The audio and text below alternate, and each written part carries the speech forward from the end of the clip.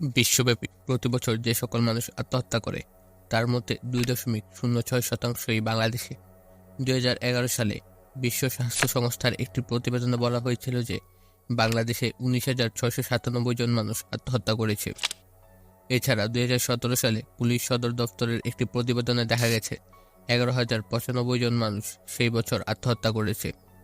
এবং 2010 সালে Shaheed Suhrawardy medical college হাসপাতালের একটি জরিপে বলা হয়েছিল প্রায় 65 লক্ষ মানুষ আত্মহত্যার ঝুঁকিতে রয়েছে। তবে এই রিপোর্ট একটি গুরুত্বপূর্ণ দিক হলো এটি চুয়াডাঙ্গা জেলার মোমিনপুর ইউনিয়নে করা একটি ছোট্ট জরিপের উপর ভিত্তি করে তৈরি করা হয়েছে, তাই পুরো দেশের আত্মহত্যার হার প্রতিফলিত করতে এটি সম্পূর্ণ সক্ষম নয়। বাংলাদেশে আত্মহত্যার সবচেয়ে সাধারণ পদ্ধতি হলো ফাঁসিতে ঝুলে মারা যাওয়া। এর পেছনের কারণ খুবই সহজ, এটি কোনো খরচ ছাড়াই করা সম্ভব, শুধু একটি দড়ির প্রয়োজন। এছাড়া বিষ খেয়ে আত্মহত্যাও সাধারণ পদ্ধতি হিসেবে ব্যবহৃত হয়।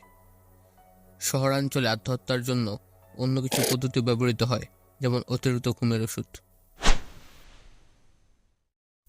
আমাদের দেশে নারীদের মধ্যে আত্মহত্যার প্রবণতা সবচেয়ে বেশি কেন? 2010 সাল থেকে একটি রিপোর্ট অনুযায়ী যারা আত্মহত্যা করেছে তাদের মধ্যে 89% নারী এবং তাদের বেশিরভাগই অবিবাহিত। তাছাড়া 2001 সাল থেকে 2010 সাল পর্যন্ত 4,747 জন নারী ও মেয়ে আত্মহত্যা করেছে। এর পেছনের কারণ ছিল শারীরিক ও গার্হস্থ্য সহিংসতা। দ্য ল্যান্সেটের একটি প্রতিবেদনে উল্লেখ করা হয়েছে বাংলাদেশের নারীদের মধ্যে আত্মহত্যার প্রবণতা সবচেয়ে বেশি, কারণ তারা সমাজে অধিকারহীন এবং অর্থনৈতিকভাবে পুরুষদের উপর নির্ভরশীল। আমাদের সমাজে আত্মহত্যা একটি গুরুতর সমস্যা হিসেবে রয়ে গেছে। এই সমস্যার মূলে রয়েছে আমাদের সামাজিক কাঠামো, যেখানে নারীদের অধিকারহীনতা, অর্থনৈতিক অনিরাপত্তা এবং শারীরিক সহিংসতা অন্যতম একটি কারণ। আমাদের সমাজকে এই দিক থেকে পরিবর্তনের পথে নিয়ে যেতে হবে।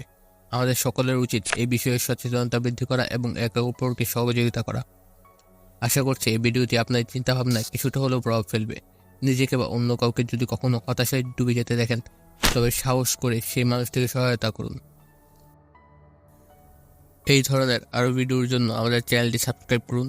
ভিডিওটি যদি আপনার কাছে ভালো লেগে থাকে তাহলে অবশ্যই লাইক দিতে ভুলবেন না এবং আপনার মতামত কমেন্টে জানিয়ে দিন। ধন্যবাদ।